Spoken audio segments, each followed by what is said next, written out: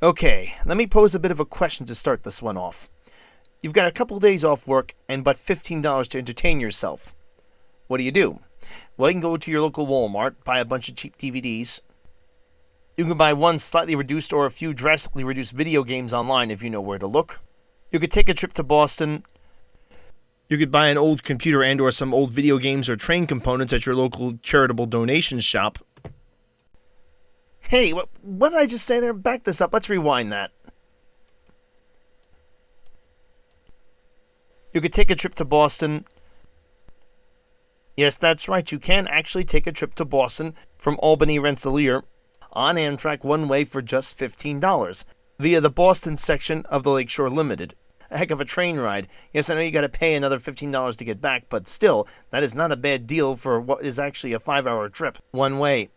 And really, this has to be the cheapest way of going, as you can't even so much as afford for $15 enough gas to get you from Albany to Boston.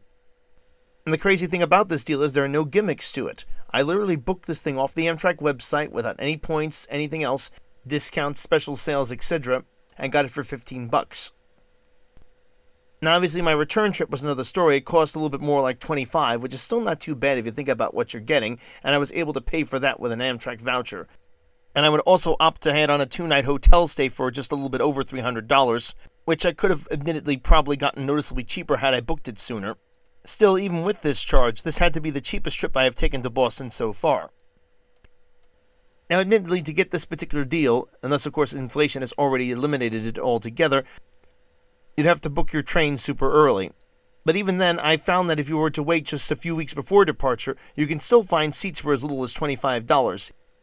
But again, due to the fact I was off-season, late October, early November, long before Thanksgiving, and the fact that the train was departing on a Saturday, at which time most people would be at their getaway destination for the weekend, further reducing the already limited demand for the train at this time of year, I was able to score this killer deal.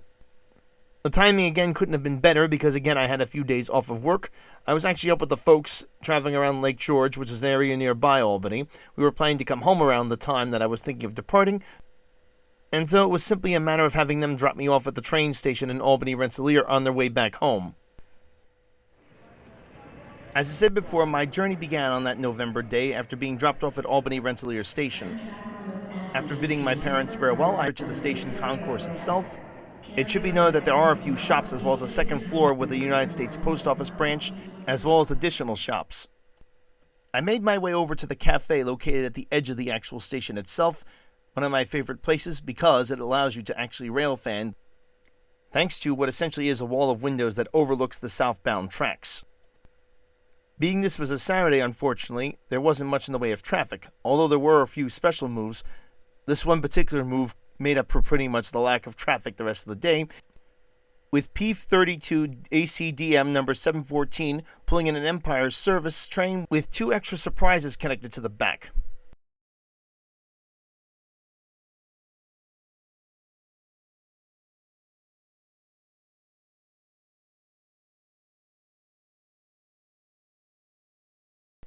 That's right, 2 former New York Central Streamline coaches, most likely chartered for a private trip. At some time just after 3 p.m., boarding began for the Lakeshore Limited's Boston section. I quickly made my way on board the train, which was not that crowded, and easily found a seat for myself.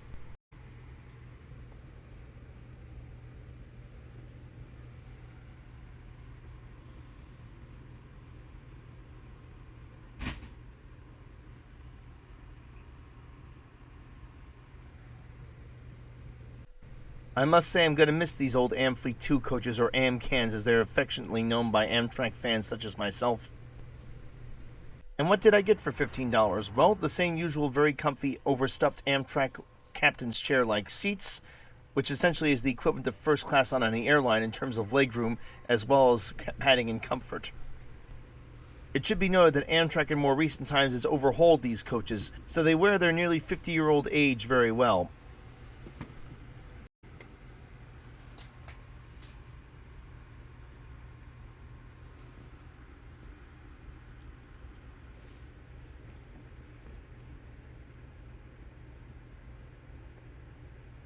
At around 3:30, around our train's scheduled departure time, we slowly crept out of Albany's Rensselaer station, bound for Boston South Station, with of course some intermediate stops along the way.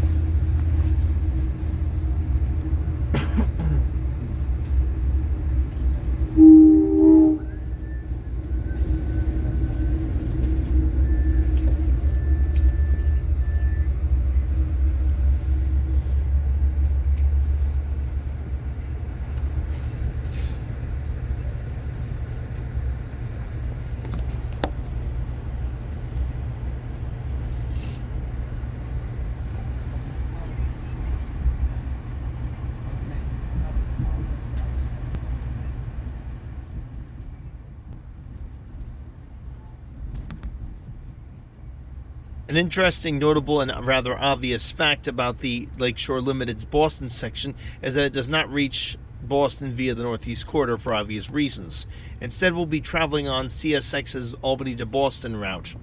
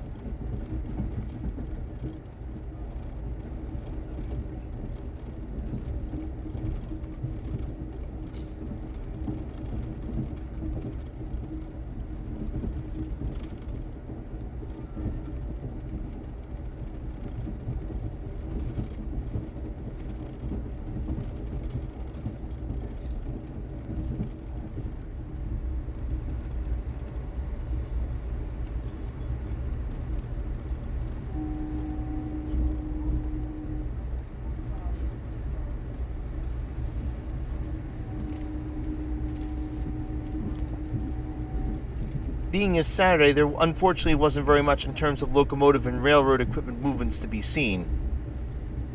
There are a few intermobile facilities as well as yards along the way, and a few old rail spurs, as well as a few old abandoned rail buildings, as well as a few short-line railroads and one historic railroad operating a steam engine, which I always seem to miss.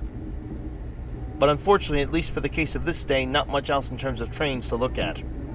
Now this, of course, is not to say there was nothing to look at all. There's plenty of quaint little towns you pass through, as well as a few waterfalls along the way. And so while I certainly wouldn't call this the most enjoyable trip I've taken on the Lakeshore Limited, I wouldn't call it the worst either.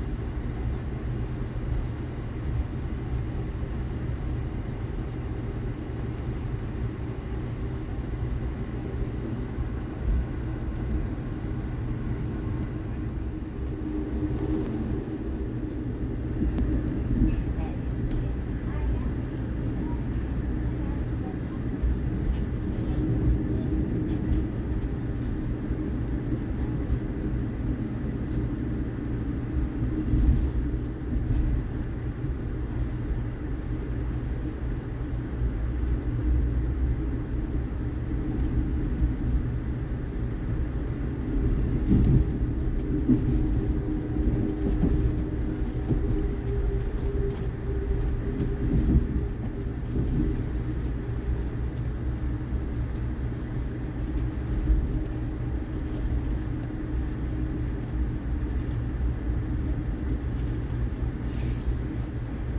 and gentlemen, station stop is Pittsfield.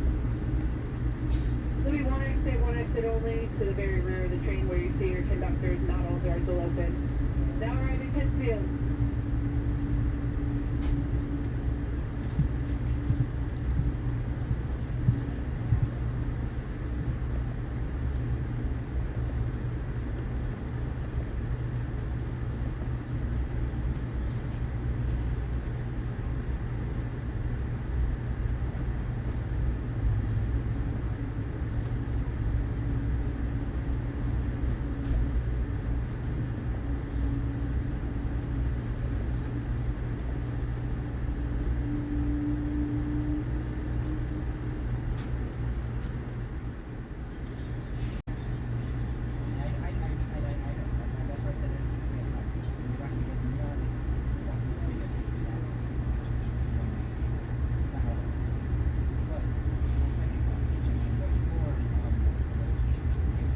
Next stop, Springfield in about an hour and 15 minutes.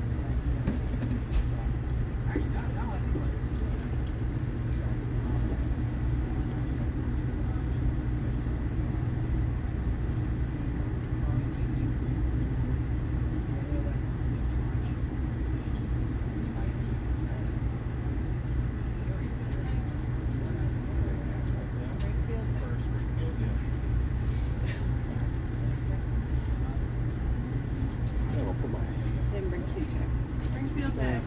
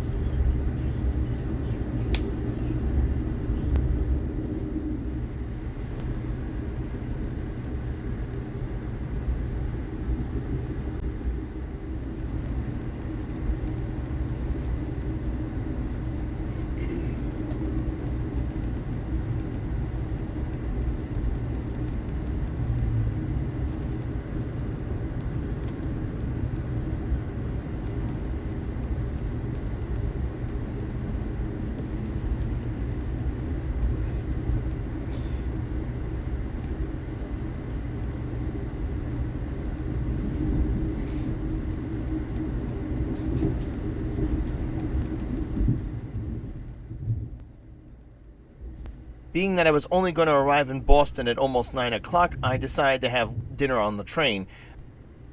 I went for this somewhat greasy cheeseburger, which I will admit was at least better than the cafeteria slop I was once forced to tolerate as a student of the New York City school system.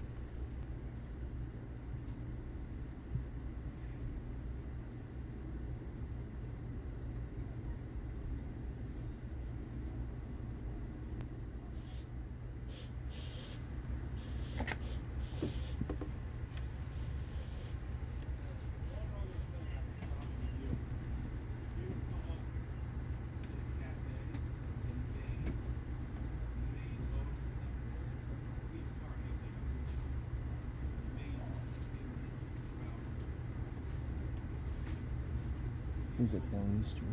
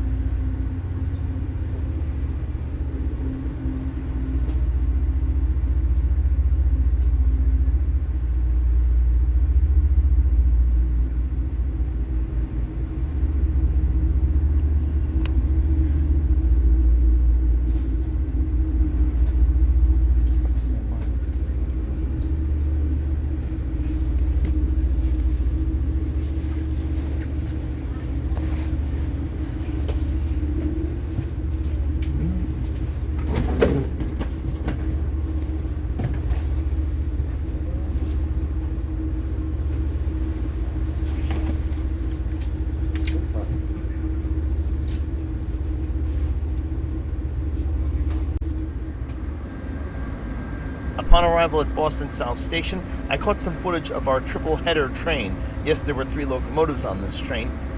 And know before you ask as to why a train like the Lakeshore Limited's Boston section, which is noticeably shorter, mind you, than the full section that travels all the way over to Chicago, which only uses 2 locomotives, would therefore somehow require 3 locomotives. One of them was dead in tow, apparently being transferred up here to Boston so it could be used. Soon the 3 P-42s pushed our train away and into the yard.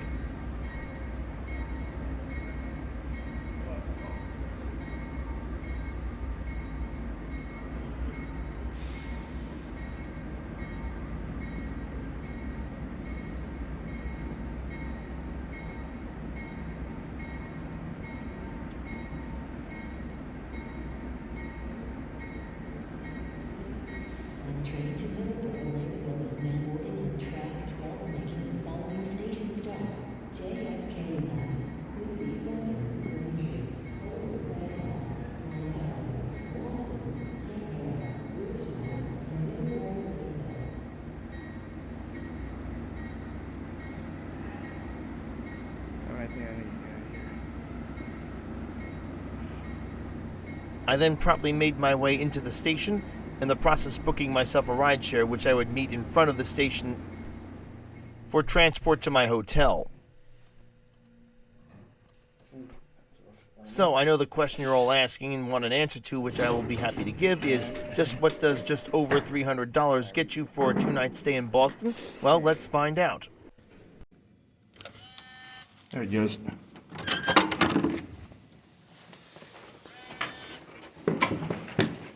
Room 413 it is. Okay. This is the cheapest room I can find, and I can see why now. They call that a double bed? Well, that'll work. I do have a full desk and everything else, but oh boy, this is... Well, I wasn't expecting the presidential suite, but still.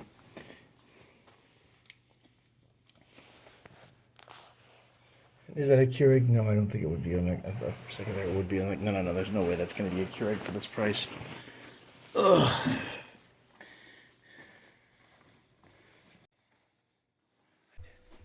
Well, okay, fine. It's not the presidential suite as I mentioned in the video, but it'll certainly do for my modest stay.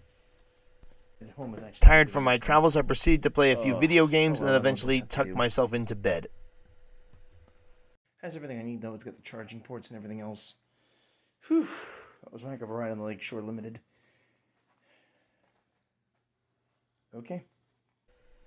I woke early the next morning and decided to head down to breakfast, something I'm not used to doing, but because of my unusual work schedule, working nights and having been off work for a few nights, my hours rolled accordingly.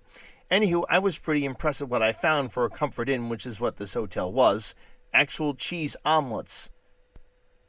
Not bad for a complimentary breakfast. Admittedly, it was Sunday too, and I guess the staff wanted to go all out for it, but still, I must say it was quite impressive. Next, it was time to get down to business, and you're probably wondering what sort of business I was up to. Well, that was rail fanning, mainly because I needed footage for some upcoming videos I was making and I'm still in the process of making. I would buy the weekend pass for the MBTA to give myself easy flexibility since I knew I was going to be using the train on a few separate occasions, mainly because the ticket itself was very reasonable for what it was offering. And I did the math and found that the trips I would be required to make in terms of getting the footage I wanted would cost much more than what the pass was actually going to cost me if I were to buy them separately.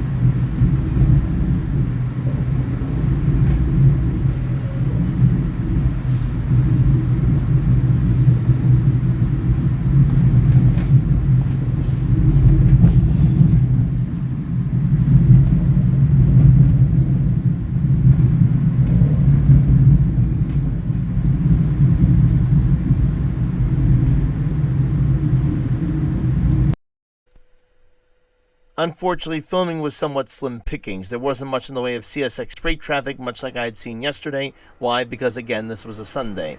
This is not to say that CSX doesn't operate on weekends, just not as much. There was plenty of Amtrak Northeast Corridor action, and of course the MBTA commuters still ran, but both were on more reduced schedules.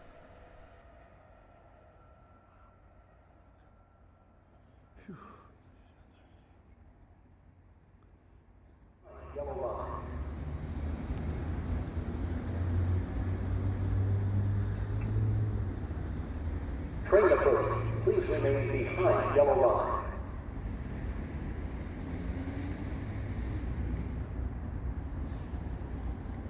Train approaching, please remain behind yellow line.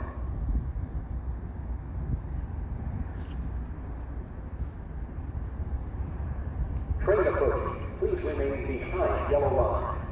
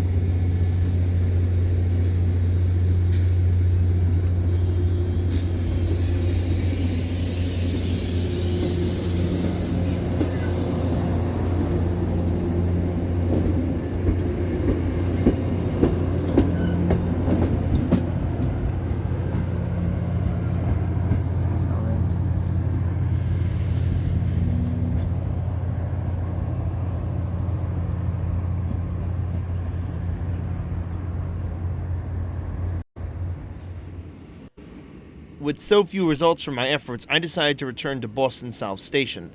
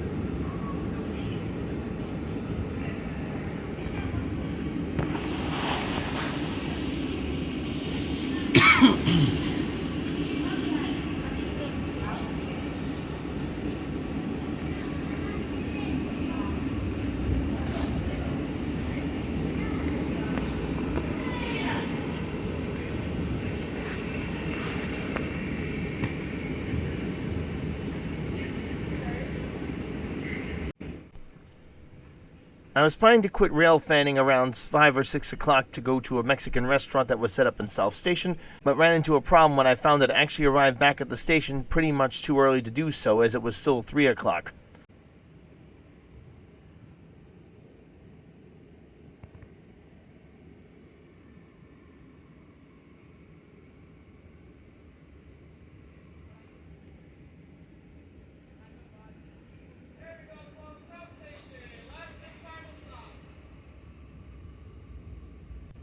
And so I decided to do something else with this abundance of time. And again, taking advantage of my weekend-long pass, decided to take a run up the Providence line.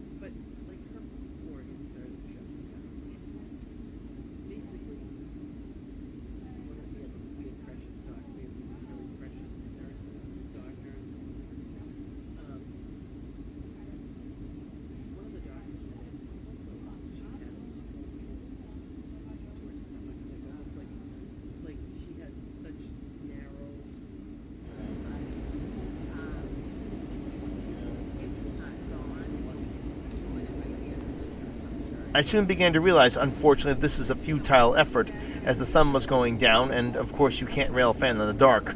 And so I decided to detrain on Route 128, which is a station along the route, and wait for the next train heading back into Boston South Station.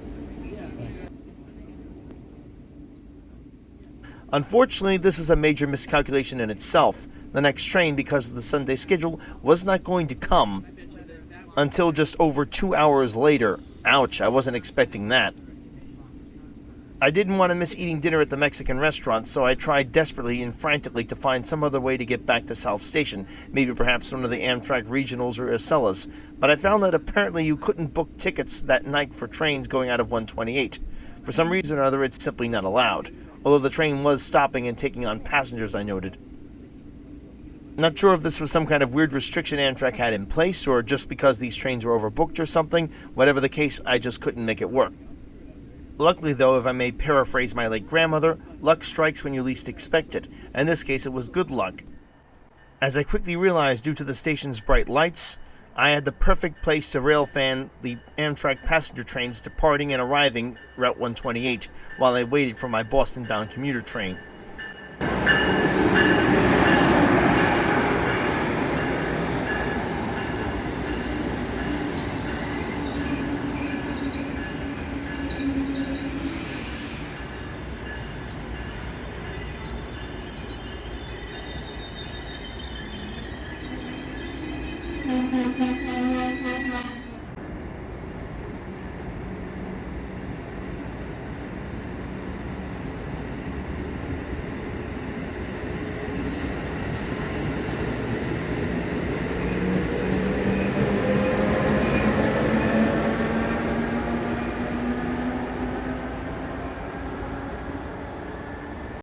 And so what had seemed to be a stroke of bad luck wound up being a stroke of good luck, as I got better shots here than I did the whole day.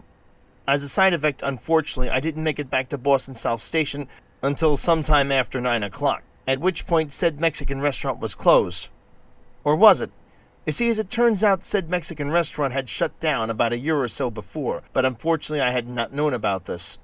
I would have made my way over to the food court, but unfortunately this option was not available, as that had also closed. By the way, if you're in Boston South Station or looking for a good meal, definitely check out the Chinese food vendor they have set up there. They make a sweet and sour chicken, as well as a General Tso's that is to die for. And so it was off to the Golden Arches, where I bought myself the obligatory 20-piece chicken McNugget, French fries, and a McFlurry, and probably got myself a ride share back to the hotel. Upon arriving back at my hotel, I was unfortunately disappointed to find that my room didn't even have a microwave. Talk about a strange omission. Incidentally, too, this room was definitely worse for wear, and in some places extremely dated, especially the bathroom. Nonetheless, again, it wasn't the plaza, and I knew that going into it.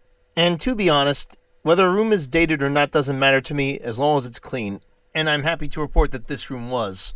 Whatever the case, I now finished what was left of my mostly cold chicken nuggets and French fries, which I had smartly enough started eating before I left the station.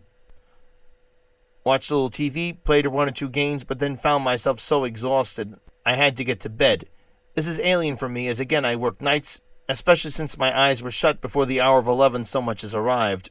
Or did it have something to do with the fact that I had a very fun activity planned for myself tomorrow? While Boston is known for many things to many different people, the commuter service obviously to rail fans, it is also the home of the world's largest model train retailer called Charles Rowe Supply. Please pardon me if I'm mispronouncing this. And well, okay, it's actually located in Malden, Massachusetts, but it's very close to Boston. Now, if you're wondering why I didn't just do this the day before, it's really quite simple. They do not operate on weekends. They're only open 5 days a week, Monday through Friday.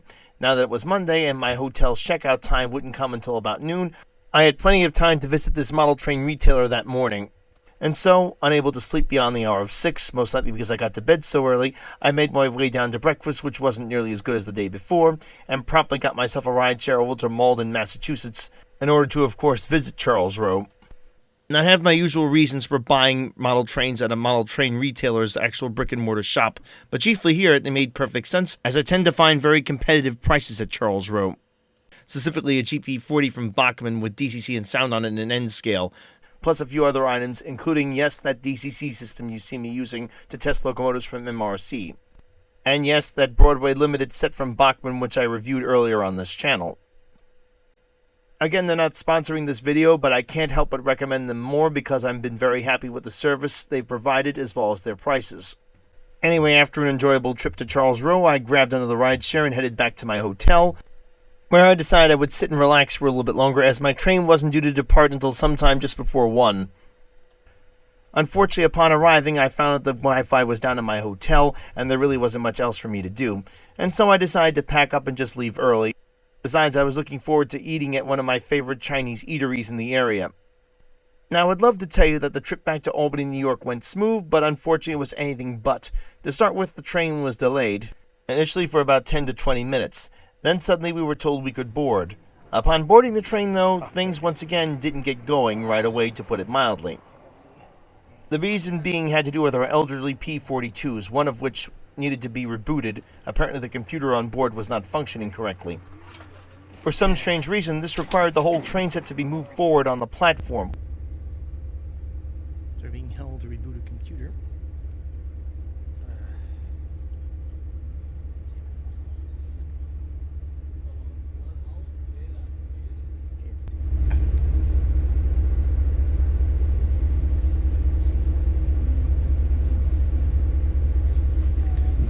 Ooh.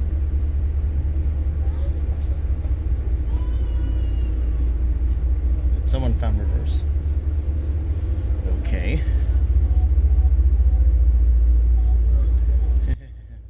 Then a little while later, we were pushed back where we were. We then received yet another announcement stating that the computer's reboot had not been successful.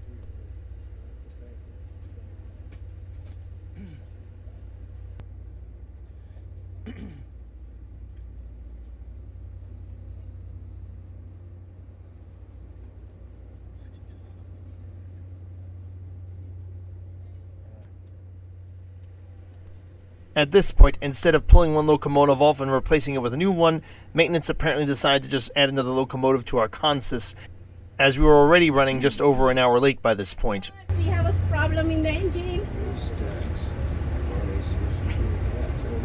Okay. I didn't think it would reboot that quickly, or it'd be that simple. You probably have to wait till the end of the year and follow them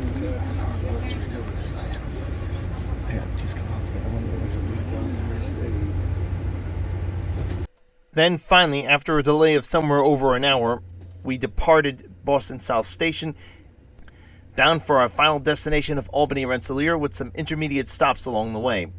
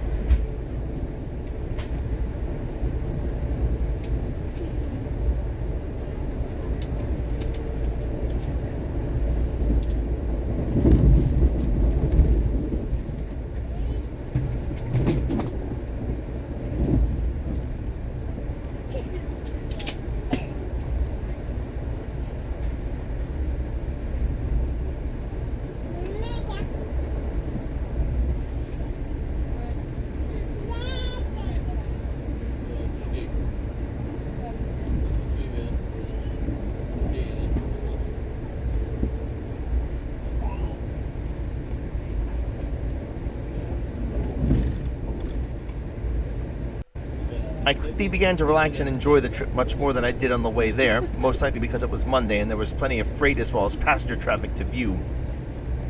I would have loved to have said the trip went very smooth from this point on, but this was not necessarily the case. To start with, you'll note the screaming child in the background, who basically continued making a racket the entire way home. Thank God I had my isolators on.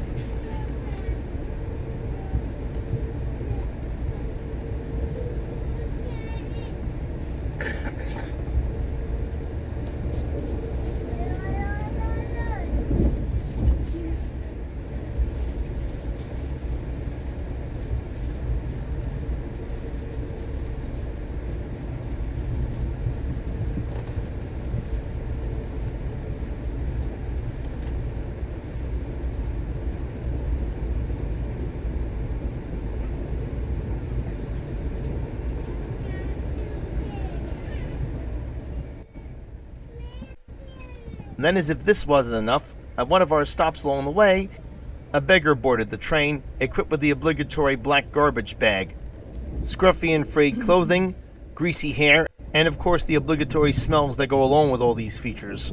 He promptly tried to make nice with all the passengers, including myself, at one point sitting next to an elderly woman that was traveling in front of me, and shamelessly taking advantage of her kind and giving nature, began acting like a leech, and basically conning her out of the use of her cell phone and a few other things.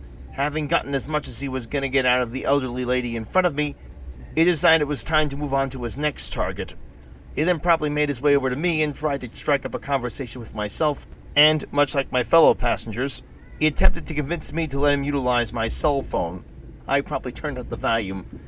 The beggar would make several attempts to get me to talk to him, and several times try to pretend he knew me somehow, as a way of luring me into his con. Luckily for me, because I had spent a good portion of my life in New York City, and was at one point a regular city subway rider, I was very familiar with this particular scam, so it didn't work, and he eventually moved on to his next victim. He would continue wandering through the train car and harassing all the passengers, trying to get money out of them, as well as attempting to con those passengers into letting him use their cell phones. It was something I never experienced while riding Amtrak before, and I was completely disgusted by. Luckily, after this con was spreading to the point where the passengers started complaining, the conductor apparently showed him the door at our next stop.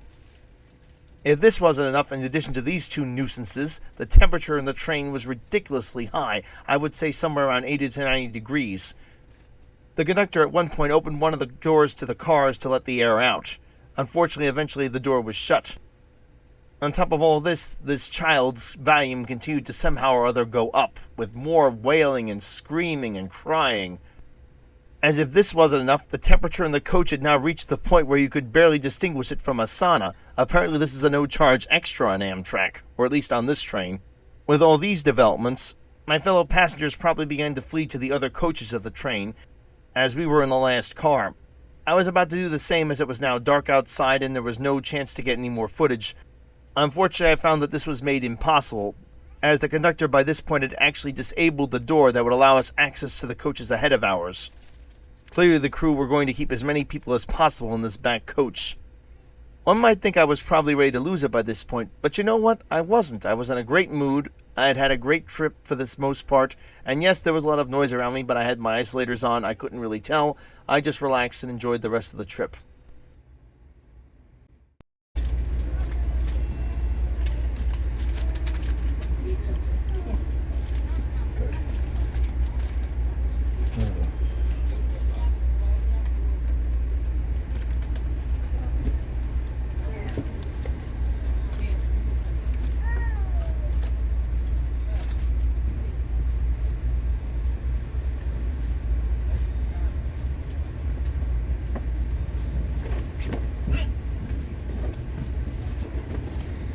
You said it's to Albany, right?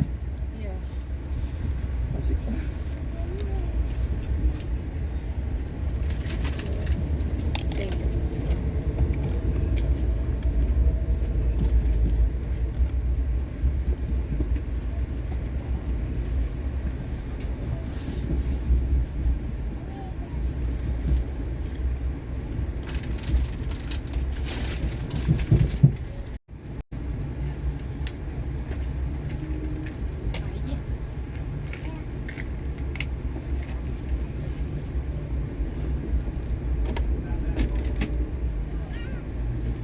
Robin's Muster. Ooh.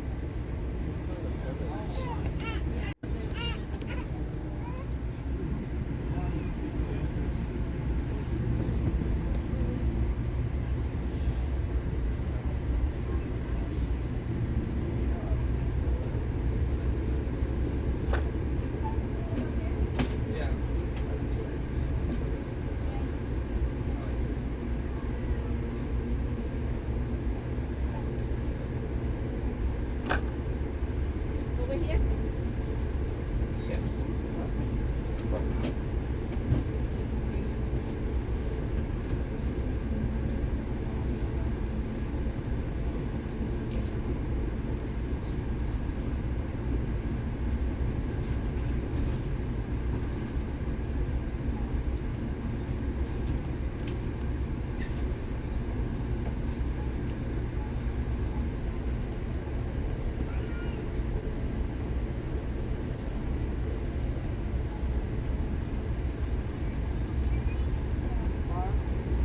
Yeah, you get things at the club car.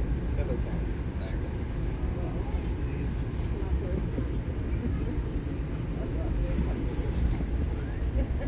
That's what I was thinking. And I like that was much fun. It's the same amount, but I mean, it's like they're not up there for the price, but If you don't want to keep off the train, go to Bobby Rensselaer.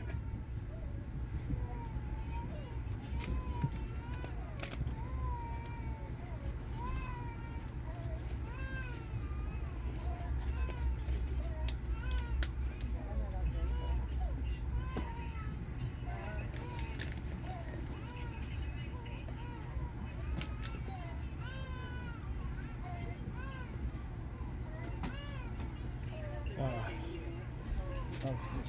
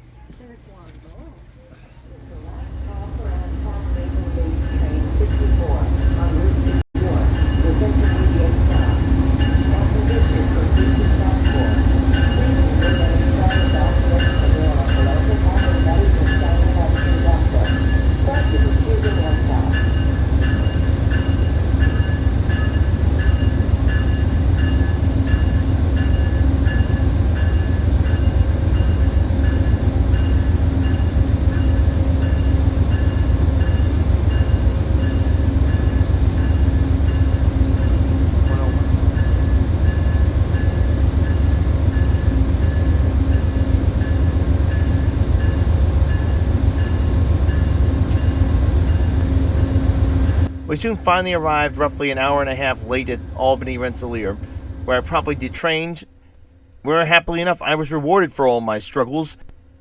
with a shot of this 50th anniversary Amtrak, specifically P42 number 100, done in this dark blue paint scheme. It was really cool to find out I was being pulled, at least in part, by one of the locomotives I have a model of at home.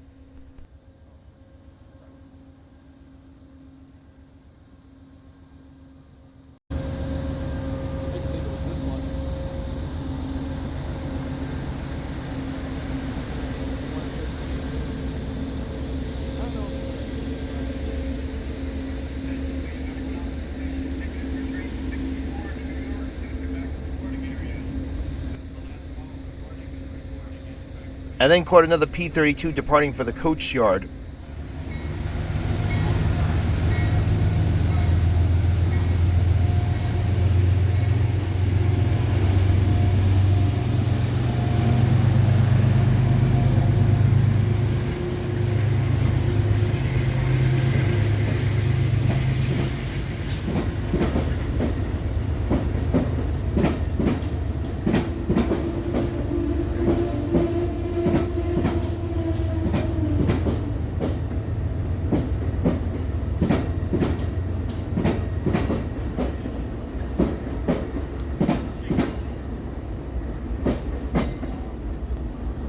After a little more rail fanning, I made my way back up to the station concourse to await the departure for my Hudson-bound train, which would be one of the last of the night.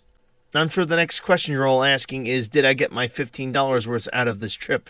And I must say, I think I did. I got some great footage of trains, especially those running in the MBTA commuter system. I also managed to stop and do a little train shopping, one of my favorite pastimes, and all of it, admittedly, more than $15 because of the $300 stay. Still, nonetheless, I got a good deal on this trip, and I would happily do it again. And that's going to do it for this video. If you liked it, give it a thumbs up. If not, thumbs down. Please like and subscribe, and as always, keep the metal side down.